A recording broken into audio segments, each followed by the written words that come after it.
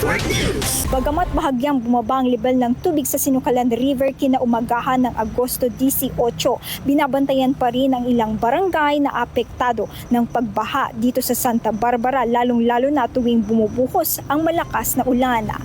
Mula 7.4 meters above sea level nung nakarang araw, nasa 7.3 meters above sea level na ang level ng Sinukalan River noong Martes. Sa panayam ng IFM News Dagupan, sinabi ng Municipal Disaster Risk Reduction and Management Head na si Raymondo Santos na kapansin-pansin ang bahagyang pagbaba ng level ng tubig, partikular sa Barangay Songkil. Although bunga pa na yung tubig noong bagyong Maymay ang Barangay Songkil sa Kadalunggi, pero ngayon bahagyang tumaas dahil doon sa malakas na ulan.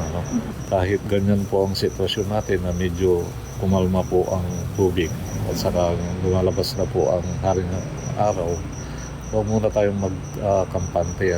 Magiging alerto pa rin tayo para at least nakahanda tayo kung ano man yung mga problema darating sa atin dulot ng baha. Sa kabila nito na nanatiling nakaalerto ang bayan matapos ideklara ang state of calamity kung saan 15 hanggang 19 na barangay ang apektado at mahigit 5,000 na pamilya ang naapektuhan ng pagbaha. Ayon sa MDRMO ng Santa Barbara, hindi pa rin dapat makampante ang mga residente dahil mabilis na tumataas ang tubig kapag muling bumubuhos ang ulan. Kaya bagamat bahagyang bumababa na ang Sinukalan River, patuloy pa rin ang mahigpit na pagbabantay sa mga apektadong lugar. Kasama mo mula rito sa IFM News Dagupan, ito si Idol Denisse Brillante, Tatak, RMN Network News.